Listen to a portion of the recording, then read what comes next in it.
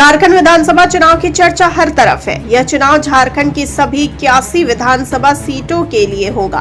राज्य में अगले महीने 2 चरण में ये चुनाव होंगे। झारखंड में इस बार चुनावी समर में महिलाओं के वोट को लेकर खूब खींचातानी हो रही है। सत्ता में काबिज जेएमएम गठबंधन और विपक्षी बीजेपी दोनों ही पार्टियां महिला मतदाताओं का दिल जीतने के लिए मुफ्त पैसों और लुभावने वादों की बारिश कर रही हैं। रांची की सड़कों पर सब्जी बेचने वाली जैसी महिलाओं के लिए यह चुनाव खास बन गया है, क्योंकि वे अब केवल वोटर नहीं बल्कि चुनावी परिणाम तय करने वाली ताकत बन चुकी हैं।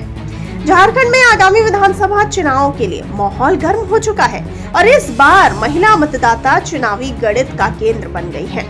48 वर्षीय सुखिया तिर्की, जो पिछले 2 दशकों से रांची में सब्जियां बेच रही हैं, वो कहती हैं कि यह पहली बार है जब उन्होंने खुद को इतना महत्वपूर्ण महसूस किया। चुनाव प्रचार में महिलाओं पर खास ध्यान देने से वे खुद को ताकतवर मानने लगी हैं।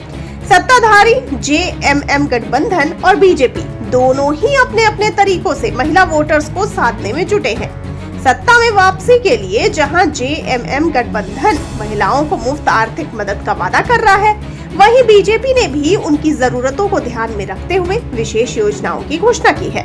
चुनावी मैदान में महिलाओं की भागीदारी बढ़ी है और उनके लिए किए जा रहे इन वादों ने पूरे राज्य में चर्चा का माहौल बना दिया है। कई महिलाएं जो रोजाना अपनी रोजी रोटी के लिए कड़ी मेहनत करती हैं, अब राजनीतिक दलों के लिए विशेष वोटर समूह बन चुकी हैं। रांची, जमशेदपुर, धनबाद जैसे बड़े शहरों से लेकर दूर दराज के गांवों तक महिला वोटर्स का आकर्षण बढ़ता जा रहा है। हर पार्टी के नेता उनके लिए कुछ न कुछ नया वादा लेकर आ रहे हैं, चाहे वो महिलाओं को आर्थिक मदद का प्रस्ताव हो या रोजगार योजनाएं। इस बार हर वादा महिलाओं के हक में है। साथ ही महिलाओं को ध्यान में रखते हुए राज्य में सुरक्षा के उपाय भी बढ़ाए जा रहे हैं। कई राजनीतिक विश्लेषकों का मानना है कि इस बार महिलाओं का रुख चुनाव के नतीजों पर गहरा असर डालेगा। महिला वोटर्स के इस उभार को देख राजनीतिक दल अब महिलाओं के लिए अधिक सुरक्षित और सुविधाजनक वोटिंग व्यवस्था का भी वादा कर रहे हैं। चुनावी माहौल में महिलाओं का असर इतना बढ़ गया है कि एक तरह से राज्य का हर कोना उनके समर्थन में बयानों और वादों से गूंज रहा है।